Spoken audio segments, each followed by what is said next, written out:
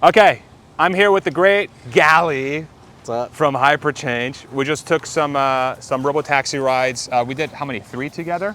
Yeah. Yeah. 2 or 3. And you've done 13 or 14 total or something? Yep. Okay. So high-level takeaways from the great Gally. What are your thoughts? Boringly good. Not that much wait time. Barely more than Uber. Maybe like 5 to 10 minutes. Yeah, just surprised at how normal and kind of smooth it is, and been loving it. Like, Yeah. Heck yeah. Heck yeah. Very curious to see what the next phase of this is, because I feel like Omar said it good. I saw him post about how this is more like a beta test than a launch. Yeah. So I would echo that sentiment. Like, where are they going to do with the pricing? When does the safety rider come out? When do they start to expand geographically? Like, super curious. But then, like we were just talking about, it's like Tesla does nothing slow. Right. I know if I come back to Austin in 3 months, this is going to be totally different, totally expanded. Yeah. And I just feel like this is just like a little baby seed that we're watching like just sprout. Yeah. That's going to become this massive tree for Tesla. And yeah, super Awesome. cool. Yeah, real quick, shout out to Chip and Putt in Austin. I'm always trying to give shout outs to like these locations that we go to. This place is a vibe. Honestly, on the weekend, you got to get here early. Look at these guys. Just having a good time down there. It's hot today, so maybe we won't play today, but look at these guys over there just having a great time. They're practicing for the US Open over there probably. So have you, actually, let's walk up to the curb so we can see the Robotaxi come in. Yep. Have you encountered any issues at all, any sort of hang-ups so far with your 13 rides? Flawless. Like fully flawless? Fully flawless, although there's a couple times where it just went like a little slow and Yeah. maybe cautious, but like literally has never messed up. Even the pickup and drop-offs have been very smooth. Yeah. So I don't want to say I'm waiting for a mess up, but Yeah. but I keep kind of waiting for like some kind of action to happen. But it's all been so boring and smooth. I don't know if it's smart at taking routes to avoid bad intersections or turns or roads, but super smooth. Nothing bad to report so far. No interventions that I've seen. I know you said you might have had one, but yeah, there was one situation where the car was trying to make a left into a gated community, and then the safety rider had to intervene. He had to stop it in the lane and call home, and then the support person told the car to just continue on its way and continue on its merry way. But it wasn't like a safety critical intervention. It was kind of like, it was just like a weird decision by the car. Yeah. My guess it would have gotten to the gate, it would have been like, oh shit, it would have reversed out and it would have kept going, and it's like it would have just turned around and then would have kept going straight the way it was supposed to go. Does Robotaxi reverse? That's a good question. It does. Oh, it does. I have footage of it reversing in Nice. in a gas station. Yeah, I posted that I think yesterday. Yeah. I was with Jordan Gissige with The Limiting Factor. We did a video together, and we saw it do that. There was another situation from today where I was trying to get into the shopping center, and it mistakenly took the U-turn lane instead of the left turning lane to get into the parking lot on the opposite side of the road. And when it took the U-turn lane, there was a curb and some bollards that was preventing it from getting to the rightmost lane to get into the parking lot. So I had to go all the way around and then get on the left turn, not the U-turn, and then it did it the right way the second time. So that was very interesting to see. I got that on camera as well. But it wasn't like a game breaker, right? It added like 4 minutes to the trip. It was like a weird situation. I probably could have made that mistake too, because sometimes those U-turn lanes and the left turn lanes are hard to distinguish, especially if there's traffic blocking the signage, right? But outside of that, and I've talked about extensively about the one drop-off situation that was a little awkward at the intersection, but from my perspective, 99.9% of the time in the car is just like it's boring. There's nothing happening. Totally. Right? It's just completely boring, which is what we want. Look at that. Lambo truck. That's a purple one too. Purple. Very obnoxious, very obnoxious. How many rides do you need to be in? Oh, here's our Robotaxi, by the way. Ooh, this is always epic. How many rides do you have to be in for you to feel confident that this thing's ready to be expanded? I feel like it's not quite ready to be expanded, personally. Yeah. Just from what I've seen, because it's like good, but it's like to really be on their own. Yeah. I feel like that would be a different level. Yeah. All right, in we go. They'll probably ask us for the app. Stand by for that. How's it going, boss? All right, you need to see the app? Just a quick glance. And it goes. Thank you very much. Would you like to do the honors? Press the button? Yeah, bro. My favorite part. Ooh. Hell yeah. Boom. Look at that. That's What a professional. right. I love it. Pro Robotaxi rider at this point. One thing I've noticed, this time that it says that we're going to arrive by, 1:08, it's consistently, from what I've seen, it's consistently like 3 to 5 minutes after, like past the time that the app says it's going to arrive at. Interesting. So I don't know if the app is not working off of the latest traffic data when it's giving an estimate. Here we got a left turn, and then we have traffic coming, and it was about to go, but then it stopped. And then we have these bike lanes too. I think it ends over here. This is an interesting one. Yeah. Nice. There we go. And off we go on our merry way. We're going to June's on Congress. Shout out June's, great restaurant. I had their, what did I have over there? I had like a chicken arugula salad thing a couple of days ago. So make sure you go check them out.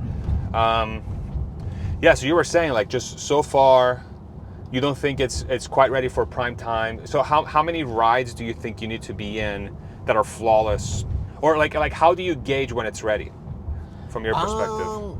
That was funny that I just saw that guy look at the car. Oh, really? People are all doing like double takes at the car, which What is the funny. hell? People notice. I don't know. It's, you know, I'm not an expert in what metrics they're looking at, but I just feel like there's a little bit of a lack of confidence and just certain situations where I wouldn't trust Robotaxi. Like I feel like, okay, now we have at least one human monitoring every single car, 1-to-1 ratio. Yeah. Probably more back at HQ. Yeah, probably And more. I think even if we expand that ratio, 1 human to 10 cars, like beyond that, I think I would start to get stressed out, being like, well, what if, you know, what kind of situations they run into, and how do you manually intervene? So I feel like that's going to be, and there's been a couple points like you told me and Dave Lee where we've already seen some sort of minor intervention. So I feel like those minor interventions have to go from like, you know, a few times a day on the network to like not happening for at least a week straight. Got it. Before, I don't know though. I'm very curious to know like what kind of video game level controls they have, even with the Waymo, like back at HQ, like who, you know, because they're monitoring that like crazy. Is it one person is monitoring 5? They can like touch and control the car with a moment's notice. Like, like maybe that technology scales super well. Yeah. I'm not sure, but yeah, I don't think it's ready for them to turn it on and have no one monitoring it yet. Gotcha. So I think that's the point when it actually becomes super profitable, makes a ton of money, is when like literally nobody's monitoring. Yeah. Basically. Or like 1 to 1,000 cars, or like 1 to 10,000 cars or something, right? Like, Exactly. yeah. Something like that. 'Cause How far away do you think we are from that? If you were to just take a wild guess, like what, like gut feel based on the trend of the progress of the technology so far, do you feel like you're in a position to make some sort of educated guess? I feel like by 2027, it will be in multiple cities and be like very, very normal, and people will be like hailing robo-taxis. Yeah. And it will be like maybe a couple $1 billion business for Tesla and start to really move the needle. That's kind of my high level like pace of how I think it's going to go. Like I think Austin stays for a while, then they go SF, then I don't know. It'll just be interesting to see. The launch has been so low key and chill. Yeah. Part of me feels like that can't continue. I don't know why. I don't know what's going to happen next, but I feel like it'll either like get way more hype, become way more cool, become more controversial, or some video is going to go viral. Like, you know that some crazy video is going to go viral. Yeah. And they're going to have to deal with it. That's a given. So that'll set, I don't know. But I like to come back to my analogy of like, it's a little seed that Tesla's planted that's going to become this big tree. Yeah. And that feels inevitable over this like next 10-year plan. Yeah. But it could be a year of just dinking around in Austin with safety drivers. Like that wouldn't also surprise me, you know? Or it could be like in 3 weeks they're like, it's all of Austin, no safety drivers. That would also not surprise me. So. Yeah. To me, I feel like the likeliest scenario for this thing to be a giant hit is they're going to, they will be very cautious with the rollout. The drama will be kept at a minimum. Tesla Q and legacy media will be grasping at straws to try to find some sort of like bad situation where it's like a deal breaker. They're going to be very few and far between.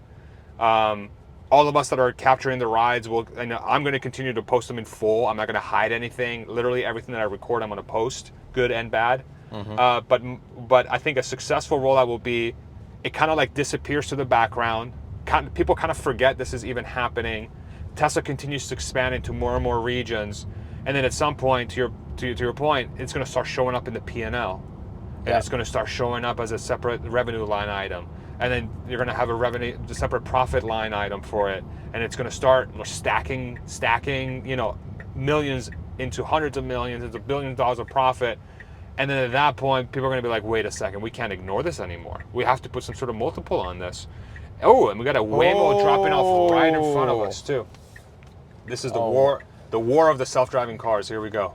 Which it really is just good for consumers. Oh, it's fantastic. Like having Waymo and Robotaxi, like basically who's really toast is Uber. Yeah. Big time. And the Waymo stopped right now. It has, okay, now it's going. We're being held up by a Waymo. God, classic. It's probably doing it on purpose. Right. Just kidding. And then now it's going to pull over here, and now it's going to drop us off. That was actually very good to see. That was fun. That was okay, cool. Please exit safely. Thank you very much, brother. Thank you. Have a good one. All right, nobody's coming. Fantastic. Out we go.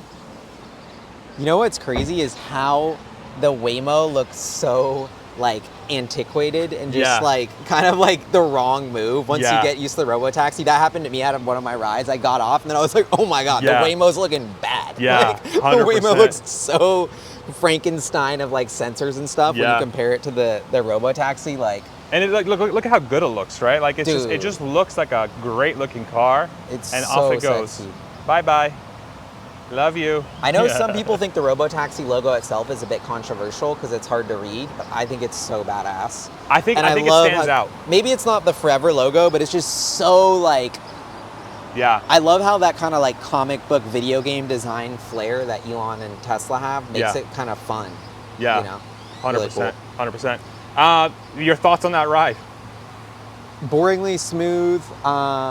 I've noticed on these big roads, it does really well because it doesn't try and lane change. When I'm in FSD, sometimes it'll do a little bit too many lane changes, which I really don't like. And this feels like it's minimized lane changes, which I think is a very, like for the perception and comfort of the rider is incredible. Like it just, you don't, you're like, okay, I'm going a little slow, but we get lost in our conversation. We're not really worried about like, oh my God, like pass this guy right now. So I've noticed that. Pretty solid though. I mean, what do you think? Basically perfect. I just like today all my rides were like outside of that, like there was that odd decision with that U-turn instead of the left turning lane, like that navigation error, but it was still like the ride was completely smooth. I just got there 4 minutes later than I should have, kind of thing. Yep. Outside of that, it's like what I have, like it's comfortable, it's the AC's wonderful, the car ride's great, there's great company in the car. It's like I get lost in conversation. Okay, so it's like, it's nothing's going on. You know what I'm saying? It's boring. It's honestly, it's boring, you know? And at some point, people are gonna stop watching these videos because it's like, there's gonna be nothing to talk about. It's like, okay, here's another great ride. Here's another great ride. You know, here's another great ride. Should have been pointing this to my face. I'm a terrible content creator. Jeez. Well, you're a much better looking guy than I am, so maybe we'll keep you on camera. Yeah, I thought it was great. I thought it was great. Another successful day. And we're gonna actually head over, we're gonna go hang out with Larry Goldberg, AKA Tesla Larry, at Capital Factory. We're gonna go shoot a podcast over there. Maybe we can get the podcast room in there, hopefully last minute. There's a Waymo. Ew. Dude, how cool is it that Austin is like plagued? It's like plagued with these self-driving cars. Dude, they're now. everywhere. It's such a great thing everywhere. to see. It really is a great thing to see. Shout out Waymo. Waymos. I still love you. Everywhere. Oh, it pulled over and then it it got scared. We scared it away.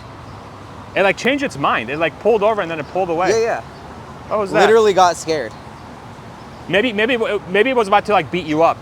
Maybe it's like, oh, this motherfucker's like throwing middle fingers. I'm about to come out and pull up, son. You know? All right. We'll see you guys later. Thank you very much. Gally, where can people find you, brother? On X, at GPhilchi or Hyperchange on YouTube. Awesome. Make sure you go check them out. Thank you, everybody. Peace.